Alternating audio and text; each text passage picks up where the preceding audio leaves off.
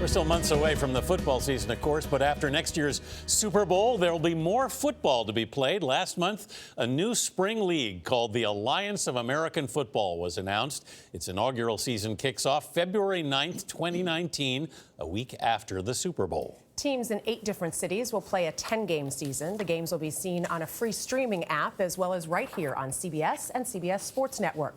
This morning, we're joined by the Alliance's co-founder and CEO, Charlie Ebersol, and 14-year NFL veteran and Super Bowl MVP, Hines Ward, who's serving as an executive of player relations. Welcome to you both and congratulations on the new league. Thank you very much. So, Charlie, tell us, how is this different from the NFL and what's in it for the fans? Well, I think the biggest thing is that we brought in the best players and the best coaches to be at the top of the organization. We wanted to give fans not just an opportunity to see great football, but to see what would happen if you brought the players in the league together. Because the idea of the Alliance as a name was bringing fans, players, and the game together. We came on this morning, though, for 2 reasons. One, obviously, CBS being our partner, we wanted to do this here. We're going to start rolling our cities out this week, and we wanted to announce today here that our first city will be Orlando. Now, we didn't think that just going to a city was enough of an announcement, because this is Saturday morning on CBS. So we thought that to additionally make this more meaningful, we would also announce our first head coach. You got a big name here.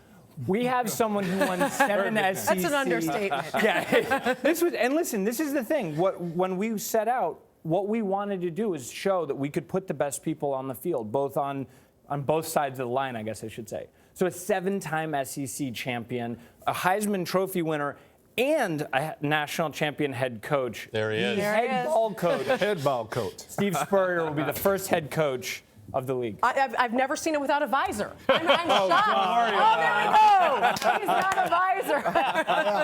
All right. Hi, Steve. Welcome. Congratulations, Steve. Congratulations. Hey, thank you. ball Thank coach. you. Good to be here. What was it that drew you to coming back into football? Because you left the game, and I'm guessing enjoying retirement a little bit. I got a call from J.K. McKay, and he started explaining the Alliance and the new rules I really like. 2.5-hour games, 30 seconds in between plays and so forth. And the fans want to see that. Yeah. And really, you know, in life, we all need a challenge. And I'm fortunate. My university's got me as a consultant ambassador at Florida. I really appreciate that.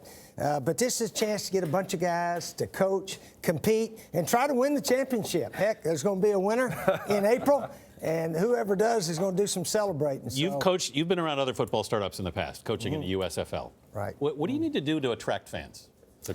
Well, first of all, we got to have a good team and to be competitive and make the game interesting and like the 2.5-hour rule that we hope to get to.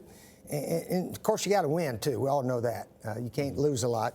So, of course, we're going to throw the ball. We're going to try to score points. But the object is still to win. The object is still to win the game. And, you know, Hines, I know that people want to see good football, Yes. but certainly in the NFL, player safety has come up a lot. Is that going to be something that you guys focus on as well? Well, the Alliance, I mean, player safety, that's top priority. I mean, that's something we want to bring to our league. But, you know, for me, being on the player side of it, it's all about the well-being of the players. I mean, we have guys like Troy Polamalu, Justin Tuck, Jared Allen. I mean, we want to be the bridge and kind of the voice for the players to not only just help them while they're playing, but also helping them when their careers are over. I mean, we're off the field, we're setting up scholarships for players and also having some financial internships and really get them financial counseling for guys to understand once your career is done playing, now they're able to have the knowledge to be able to take care of their money. And that's what I'm excited about the league. And,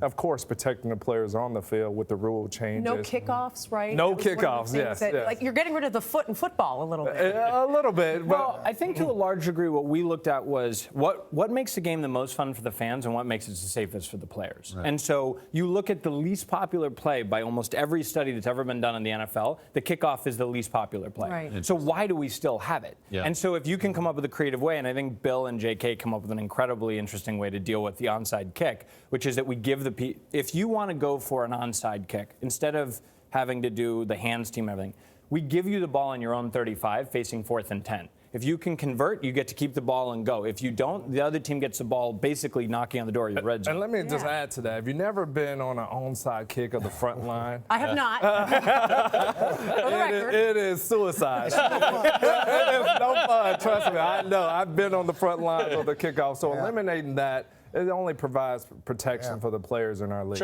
Charlie, your dad, Dick Ebersol, launched the XFL with Vince McMahon back in 2001. That league only lasted a year. So, I mean, did you look at that to sort of study what you might do here? Well, I looked at all of the spring leagues. I mean, one of the reasons that J.K. and Bill and Steve and as you'll see the coaches that were rolling out, one of the things we looked at was what had really worked in that area. Because football is the only sport in the world that just ends, right? If you like soccer, you can watch soccer year-round. You like auto racing, you can watch it year-round. Basketball, baseball, you can't do that with football.